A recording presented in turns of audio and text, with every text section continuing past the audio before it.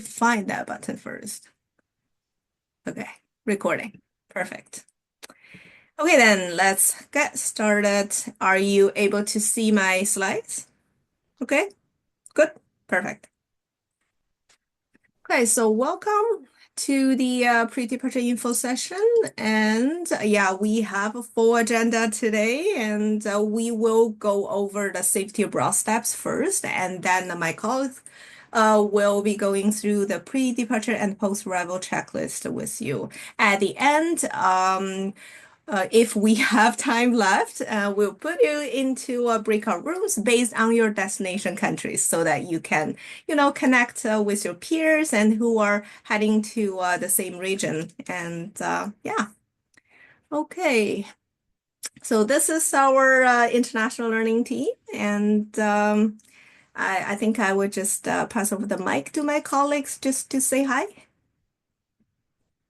Hello, everyone. My name is Fan, and I'm International Learning Coordinator for the region of UK. So if you're going to the UK, I probably have already talked to you. Very exciting to see many of you virtually today. Hi, everyone. My name is Anna Tiarelli, and I coordinate the European partnerships. And probably you have been communicating with me too if you're going somewhere in Europe. Nice to see your faces today. Hi everyone, I'm the ILC for Asia, Oceania, and the Caribbean. Echoing my colleagues' sentiments, I'm happy to see everyone today. Amazing. And I'm Pin, and my title is a mouthful. I'm the faculty-led study abroad and safety abroad coordinator. So I support faculty with their faculty-led programs, and I support you students with safety abroad steps. Okay, so next one. Let's think about this question. Why do we mandate a safety abroad requirement? First of all, student safety is of utmost importance. So your safety is most important thing to us. But there are risks involved in international travel. Do you still remember what happened 5 years ago, early 2020? All of a sudden, COVID hit, and we had to reach out to the students who were abroad then and help bring them back. So while some problems are beyond anyone's control, there is something that can be done to prevent problems from happening to our students. And it has been proved that mandating these safety broad steps is the most effective way to prevent problems from happening. Okay, here's another question. You can type in, the answer in the chat.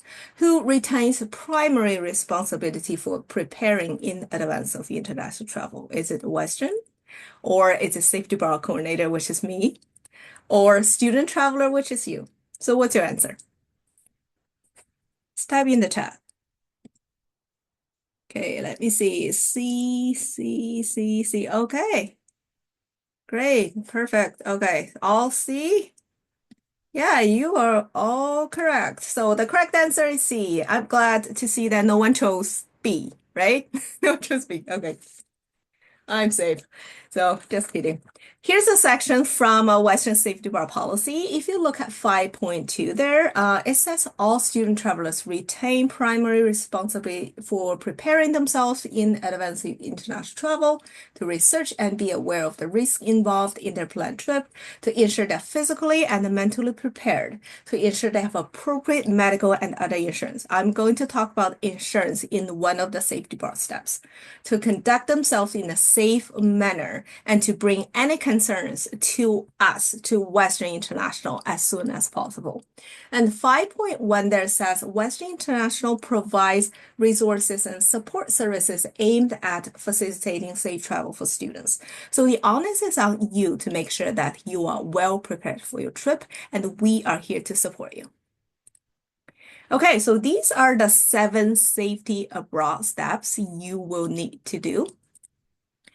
Okay, so this is very first step. Actually, this should be the very first step for all international travel, whether it's with the university or it's like for personal leisure. That's to review Government of Canada travel advisories. I'm not sure if you are aware, but there are 4 levels of risks that The government of Canada is assigning to each destination country Canadians are traveling to. So I encourage all of you to go to this website and enter your destination country in the search box and read the entire travel advice. First of all, see whether like which level risk your destination country is sitting at. I put in Spain last week, and you can see that it's yellow. Yellow is level 2. It means that Canadians traveling to Spain right now are recommended to exercise a high degree of caution. If you want to know why it's level 2, not level 1, please read the entire travel advice because it gives you detailed information about safety and security. Sorry, entry and exit requirements, everything about health, if there are any current outbreaks, and even laws and culture and like climate, even climate. Okay, so this is very useful. And also, Government of Canada website provides this very good information for everything health and safety outside Canada. You can see it gives you information about like how to prepare before you go and things to pay attention to while you are away. And I want to draw your attention to the section that gives advice for different types of travelers. So this is the very first like homework for you. I want you to take some time to reflect on your own traveler profile because we are all different. Travel is different for everyone, and we have our unique vulnerabilities. So I want you to take some time to reflect on your own vulnerabilities and traveler profile and to understand potential risks and any precautions that you can take. Okay, any questions so far? That's the very first step to review Government of Canada travel advisories. By the way, if you notice that, okay, that after you put in your country and it shows up like any orange or red, let me know immediately. Okay, then we need to discuss because Western University do not authorize university travel to destination countries sitting as level 3 and level 4. So yeah, you need to let us know immediately if you see any orange or red. What should we do differently if the level is yellow? That's a good question. We normally authorize travels to countries which is yellow or green, and read the entire travel advice because it lists all the potential risks that you need to be aware of, like why it is sitting at yellow, not green, right? And it also provides you with any precautions or preparations that you can take before you travel. And also it gives you very good resources. And again, this is legit and this is from Government of Canada, so that's why it's the first step for you to start with. Okay, then. Second step, this is mandatory for you to do. Western has developed a comprehensive training to help Western students prepare for their university-sanctioned travel. It's sitting in OWL, and you can see that there are modules, pre-departure modules for you to do. And how do you satisfy this requirement? Complete the training modules through OWL. Later, I will show you which modules you need to complete, and each module will take about 15 minutes. So in total, it will take you about 2 or 3 hours, I would say. And attempt the final quiz in OWL when you feel ready, okay? And then you need to achieve the passing grade 80% or more, and you only have 2 attempts, okay? If you cannot pass within those 2 attempts, you cannot go. Just kidding. It's okay, you can still go. It's not the end of the world. If you can't pass, you just shoot me an email, say, hey, Pin, I couldn't pass. Can you give me another chance? I would happily do so. It's just a little bit embarrassing for you. Okay, so after you pass, you will have your certificate of completion. It's electronic, and you need to upload it to Travel Registry, which is the next step I'm going to explain. There's a deadline. Okay, the deadline to complete this is at least 3 weeks before the travel date. So yeah, look at your travel date and it's your actual travel date. Okay, so if you like travel a month before your program starts, then you need to do it at least 3 weeks before your actual travel date. If you have not done this ever, this is where you should start with, and you will see steps for you to follow and how to join this site. This is what it will look like in your OWL account once you join this training site. So you need to complete all 8 modules on the top 2 rows. Sorry, 9 modules. Okay, all 9 modules on the top 2 rows. These are mandatory modules, and you are also recommended to do the additional resources, additional 2 modules, but those are optional. Okay, the critical and ethical global engagement and gender norms sexual violence. Those 2 modules are optional. And also, there are 2 optional post-experience modules to help you reflect on your experience and to transfer your experience into practical skills. After you complete the modules, by the way, the final quiz is only based on the mandatory 9 modules on the top 2 rows, okay? So when you review the modules and you feel ready, you can click on the final quiz tab there on the left menu and to attempt the quiz. After you pass, you will see your certificate in the certification tab, okay? So the certificate is valid for 2 years. If you obtain the certificate within the last 2 years, you don't have to do it again unless you want to refresh your memory, and you can just upload the same old certificate to your new travel registry. Which modules are mandatory? The 9 modules on the top 2 rows are mandatory. Sorry, I only highlighted 8, but the first one, academic preparation, is also mandatory for you. Okay. Yeah, so that one, academic preparation, plus the other highlighted 8 modules. Any other questions about this? Okay, please do not email the certificate to any of us. Okay, you only need to upload it to your travel registry, and I will show you how to do that. Now, the third step is travel registry. All Western students participating in university-sanctioned international travel are required to register their travel with Western. Okay.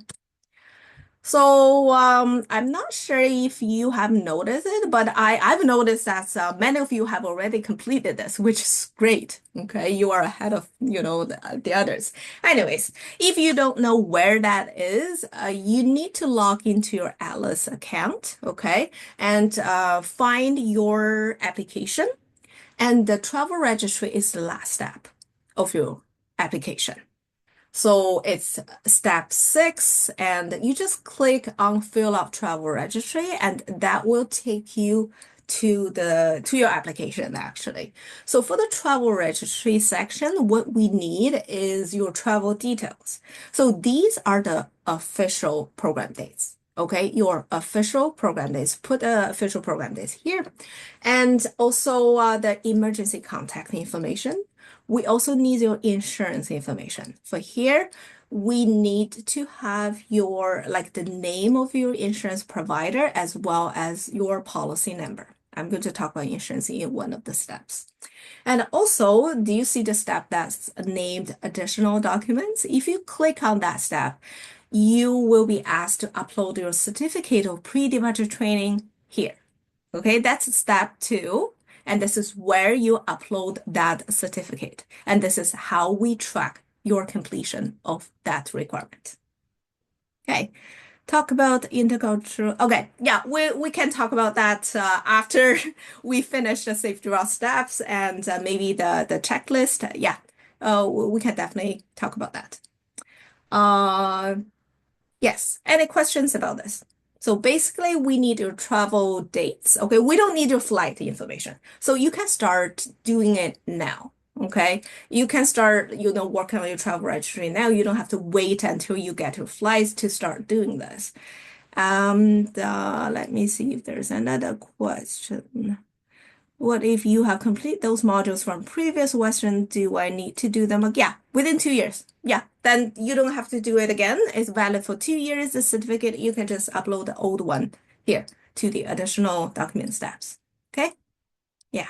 Why are we mandating the travel registry? Why are we requiring all Western students to register to travel with Western? Any guess? Yeah, that deadline there, 3 weeks before your travel date. It's in red, okay? 3 weeks before your travel date is the deadline is the same as the pre-departure deadline, okay? And safety, very good. Should student visa be included in the travel days? No, we don't need your visa information. We don't collect your passport information. No, no, no. We only like travel details. We only need your program start date, end date, and your destination country. That's all we need for that section. Okay. Yeah, so we will send out the slides as well as the recording, maybe like early next week, so that you can refer to all the resources here. Okay, yeah, we put in all the links here and to help you finish your steps. Okay. Yes, why are we collecting this information? In case of emergency, we need this to be able to support you. Without this, our hands, would be tied. And so like 18 months ago, there was escalation in the Israel region. And all of a sudden, it just escalated and it happened during Thanksgiving long weekend. I remember that vividly. So we went to Atlas to locate our students who were in that region then and reach out to them immediately to offer support. So that's why we are collecting this information, because this is crucial for us to be able to support you in case of emergency. Okay. And how long it will take you? If you have the certificate already, okay, and if you have your insurance information, this will take you about 5 minutes to complete. Okay. The thing that takes you the most time would be the pre-departure training. Okay. That may take you a couple of hours, I would say. Okay, then next up, insurance. Basically, we are talking about two types of insurance here. One is medical insurance, not just to cover day-to-day needs. It has to cover out-of-country medical emergencies. Okay, so we are asking all of you to reach out to your insurance provider to verify that your insurance is sufficient for your needs. Or I'm pretty sure that, all insurance, like plan, they have a benefits booklet. Read the details of your benefits booklets and to make sure that it's good for you.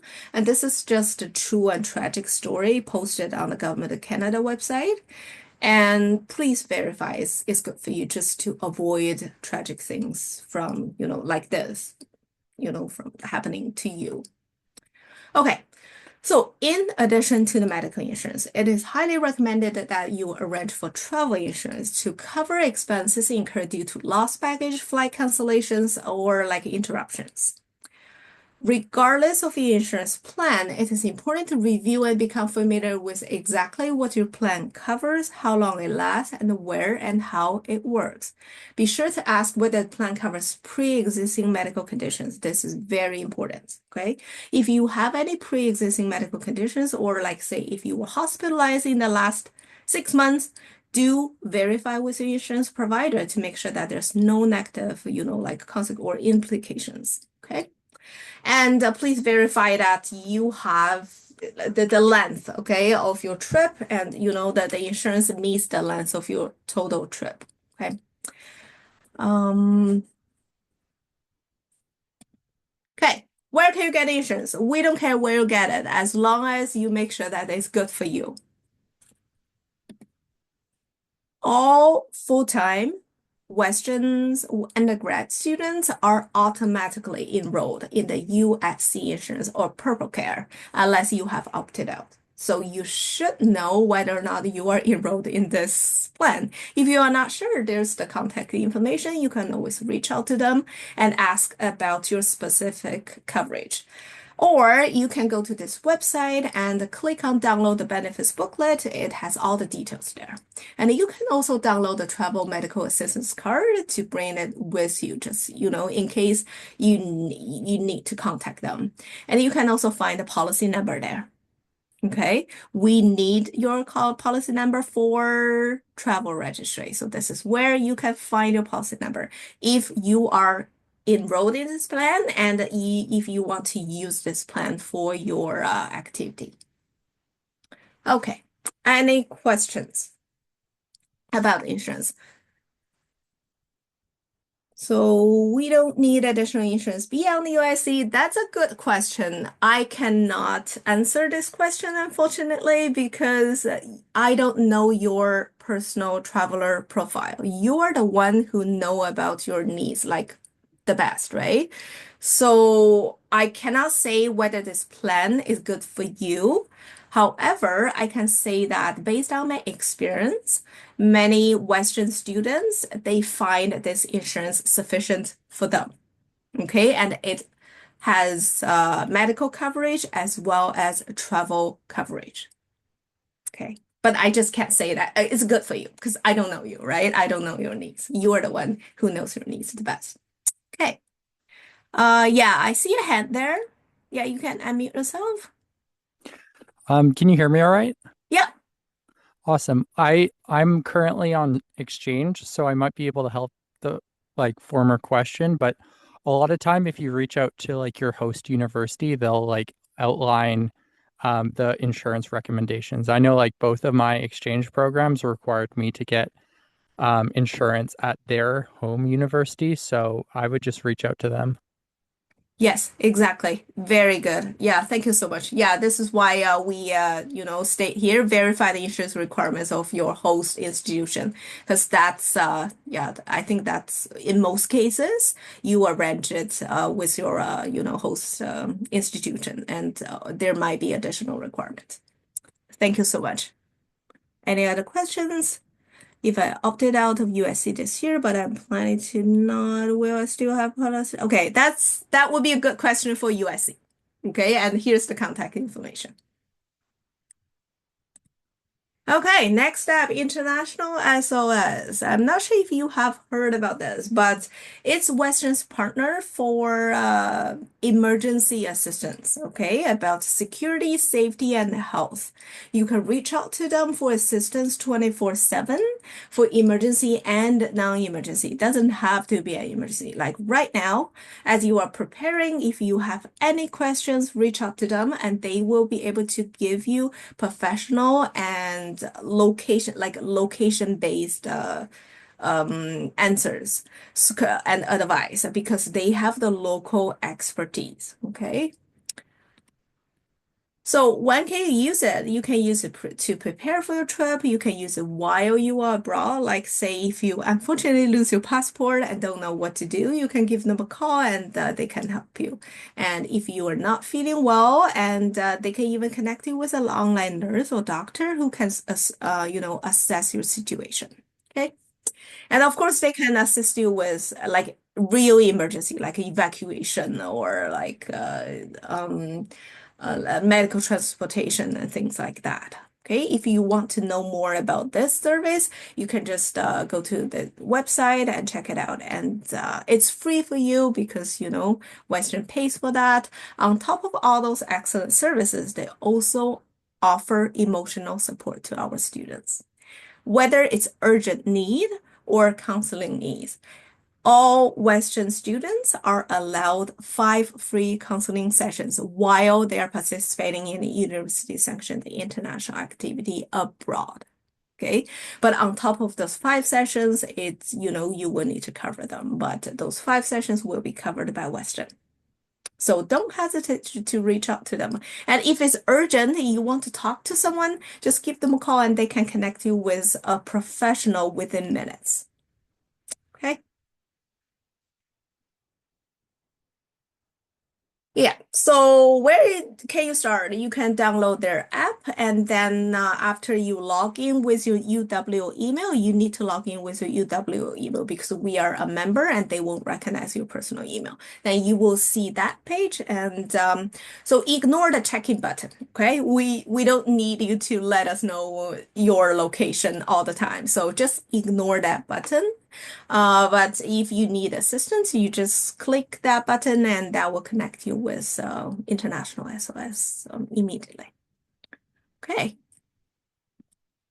And next up, obtain any required vaccinations or health checks. So again, go to this website, the Government of Canada website, enter your country there, and it will show you a list of recommended vaccinations. It's up to you, completely up to you to decide whether or not you are getting any additional vaccinations. But please make sure that your current vaccinations are up to date and you are healthy physically and mentally to travel. Okay, last step. To register with Canadians abroad. This service is only applicable to Canadian citizens, okay? If you are holding a different passport, you can register with your embassy. And it's free, it's fast, and it just gives you another layer of support, okay? And this is the support from the government. Let me give you the same example like the Israel situation. We all know that commercial flights were canceled and the government had to send government flights. Those who had registered with Canadians abroad before their travel received an email from the government directly offering them a seat. Okay. So I hope you never hear from the government offering you a seat on the government flight, but this is something just a backup, right? Yeah. Okay, I know this may sound a bit overwhelming to you, but you can find all the information here. Okay, all 7 steps are here on the same website. If you have not started yet, I would start with the pre-departure training step 2, get the certificate, and you can do the travel registry. At the same time, verify that you have sufficient insurance for your trip and make sure that you are, healthy enough to travel and download the app for International SOS, register for Canadians abroad, and monitor the travel advisory up until your return date. Okay, and because that travel advisory gets updated constantly, I would monitor that up until your return date. Of course, I will monitor that for you as well. But yeah. Okay, any questions? How can I access this? Sorry. Did I miss any questions? Sorry, I cannot read the chat properly. These are just additional safety abroad tips that we are giving you because we learned every single one the hard way. Okay. And make sure all your documents are valid. Make sure that you are able to enter your destination country and come back to Canada. And and the other tips. Okay, if I can only give you one, I'm only allowed to give you one tips out of all these tips. Which one do you think I would pick? You can type in the answer in the chat. I can give you hit that, not the last one. Okay, trust your instinct. That's a general one. I'm looking for a specific one. So which one do you think I would give you if I'm only allowed to give you one tip? Which one do you think is most important? Make sure all travel documents. Yes, you need to have your travel documents or the travel may not happen. Stay connected. Yes. Yeah, tell your friends your whereabouts, right? And okay. Travel docs, okay, you all think travel doc, well, okay, but that's not the one actually. The one I'm picking is the one that may lead to serious consequence. Okay, so it's this one. Always remain alert when crossing the street as a pedestrian. If you lose your passport, you can get a new one. If you lose your like belongings, necklace, and you can get new ones, right? And if you get robbed of your money, you can earn them back. But this, if you run into an accident, it may, lead to serious consequence. And we learned this the hard way, unfortunately. So this is so important. Please understand that you are in a different country and the rules are different, traffic rules are different, and drivers won't stop for you. Okay? Drivers don't even stop for you in Toronto, right? Okay, so here's a case study. While you are reading this, I think there's a question, right? Or do we leave the question at the end? I think there's a question just saying where can you access the USC insurance? Yeah, so the website I showed you, and there's a contact information. If you are not sure if you are covered under it or not, you could just reach out to the USC office, give them your information, and they can verify it for you. Okay, so this is a quick case study. So you could just let me know what you would do. You're traveling on overnight train, and when you wake up in the morning, you find your belongings scattered all over your cabin. Your phone, money, and passport have been stolen. What would you do? You can just type in or answer in the chat.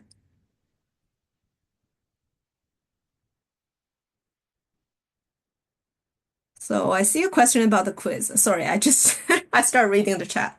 Yeah, you just email me and let me know that okay, you failed the past two, and I can give you like 2 more attempts. Okay, but that's it.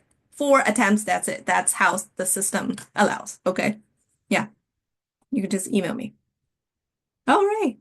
I see the answer there. Perfect. Embassy. Yep. Go to the embassy.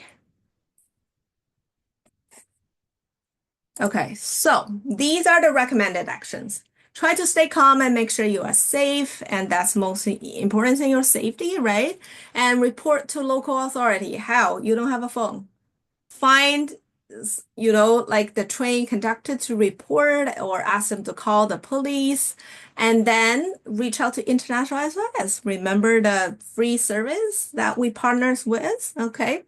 And they will, give you a plan of action, okay? If you don't know where to go, if you don't know where the embassy is, they can provide you with resources. And also keep your school group lead, family and friends updated. It's advisable to always, keep a digital copy of your passport and other important IDs.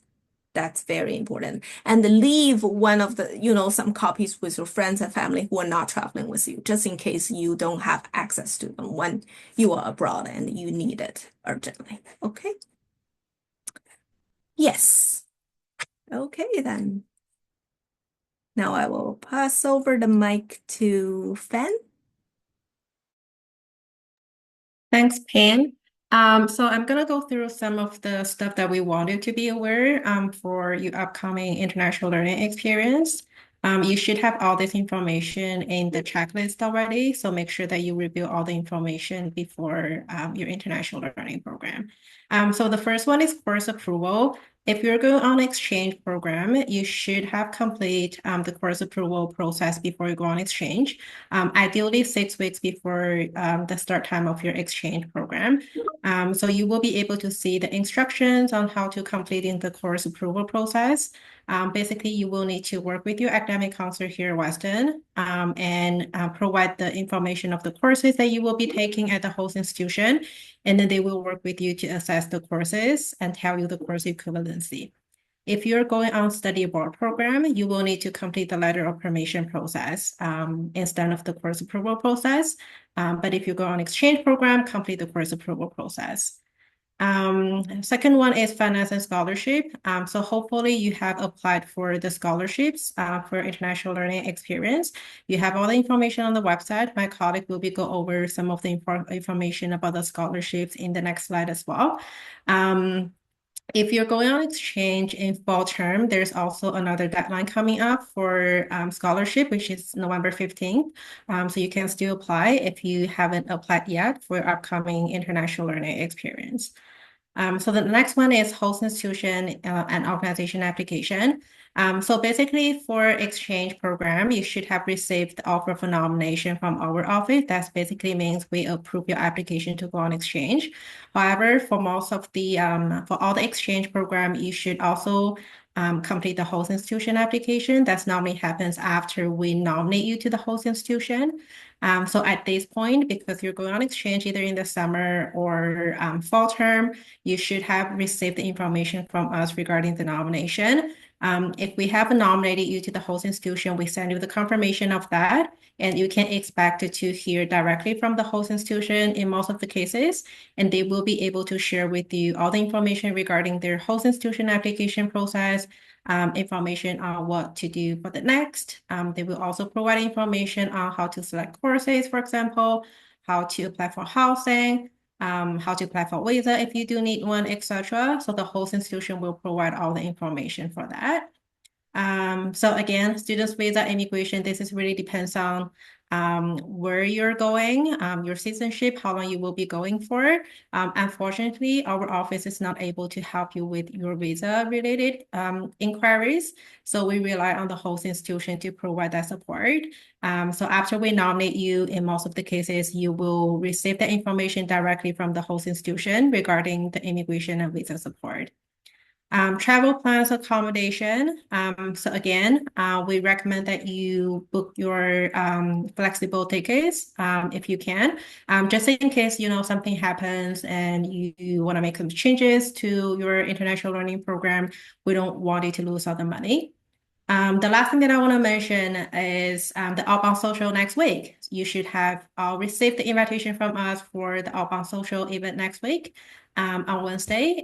So a week from now, 5 to 6:30 at Western International, first floor atrium. We'll be having some pizza, and you will be having the opportunity to talk to the students going to the same region with you, or going to the same school with you even. We also invited inbound exchange students who are currently studying here at Western. So you will also be having the opportunity to meet some of the students studying at Western from our exchange partners, and just have some fun, get to know some new people. Another thing that I want to mention quickly is we definitely want to keep in touch with you when you are on exchange or other international learning program. So if you're interested in kind of like doing Instagram takeover while you are abroad, or if you're interested in doing any kind of like sharing your international learning experience, whether you want to do like a blog or even kind of like an interview to share your experience, or even just like a picture or testimonial, let us know. We're very happy to hear from you. Or even after you come back from your international learning experience, we're very happy to hear from you as well. So do keep in touch with our office. Thank you, Fan. So I'll be talking a little bit about the scholarships, and as many of you have been asking on the chat already, there are a few scholarships that you can apply to. It is important to visit our website as well as to check on the database that the registrar's office has to look at the opportunities that are there for you. There are a few that are the ones that our students apply the most: the Global Opportunities Awards and the International Student Learning Awards. There's also the Western Admission Scholarship. So when you applied to Western, some of you might have received a portion of the scholarship. It can be used for any international experience that you participate in during your time at Western. So that can also be applied if you are selected to go on exchange, study abroad, or internship, any international experience. There are a few more options for scholarships that you apply to within the same application, right? So you only fill out one application through the registrar's office, and you are considered for some of these applications as you select them as you go through the application. So please make sure that you do that before the deadlines. There are 2 deadlines every year. One is in November 15, 2025. The next one will be February 15, 2026. So if you are traveling in the winter, let's say you can still apply in November, by November 15th. Same if you are applying to go in the fall. Past experiences will not be considered. So if any of you who's here today is traveling in the summer, this year, 2025, you won't be able to be considered, but you probably already applied now in February.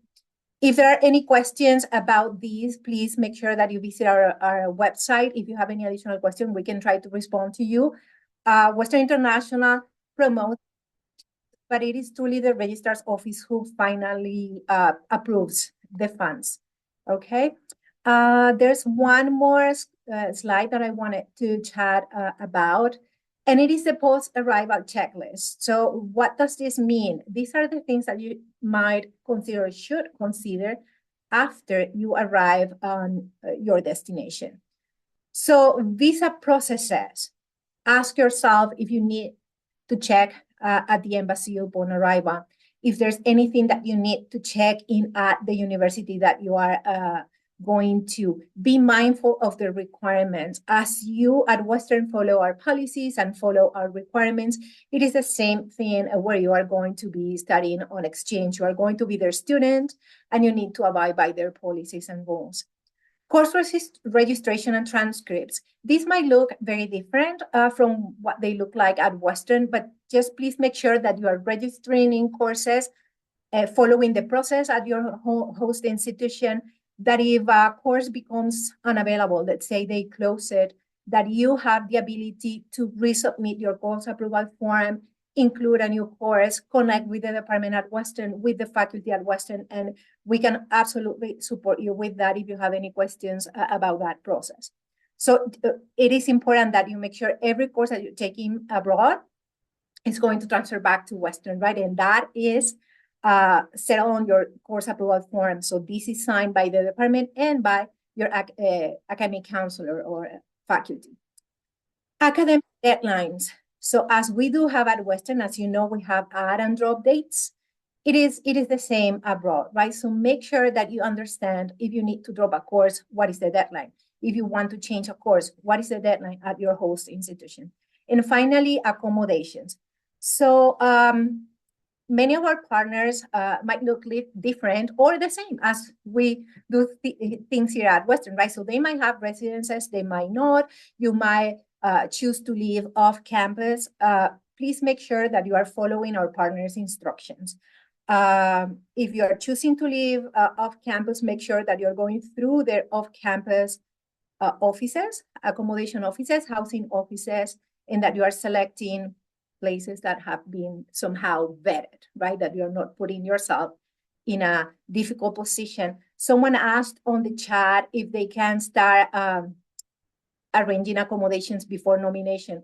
Please don't do that. Do not commit to any financial, do not make any financial commitment before you have been admitted to the host institution, okay?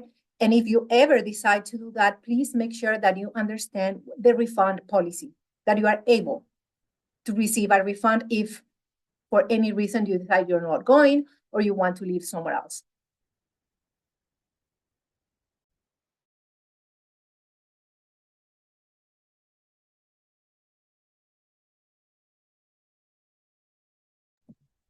Fiona, is that you?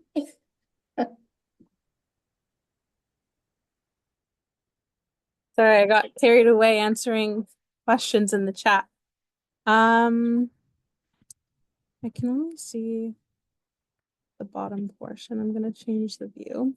So we're going to do a case study here. So again, if you have an answer, feel free to drop that in the chat. So to start us off, you have arranged to meet with an international staff from your host exchange university, and we're informed that the courses you have pre-selected at Western are canceled. This means that you can only take 2 out of the 5 courses that you had planned for. What would you do?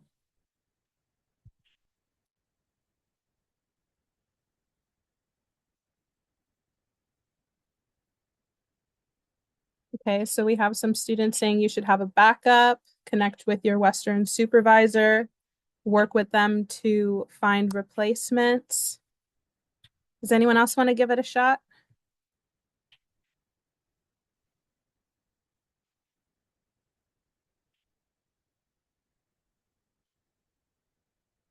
Okay, discuss with the host institution and Western academic advisor. So maybe we can go to the next slide. The answers are to one, you're going to want to immediately inform your academic counselor of the cancellation of the course. Next, you're going to review other courses that are available to you as an exchange student at the host university. And you can share a list of these courses with your academic counselor to see what other options you can get approved. Once they're reviewed and approved by your Western academic counselor from your faculty, you can officially enroll into the courses at your host institution and have your course approvals form revised. And once it's revised and you get that signed form, you can send it to your academic counselor and our team at goabroad@uwo.ca. If you have any questions about course approvals forms, I highly, highly, highly encourage you to come by our office drop-in hours or to connect with our international learning ambassadors. These are students who have already gone abroad and are now volunteering with our department, and they'd be happy to share their experiences with you.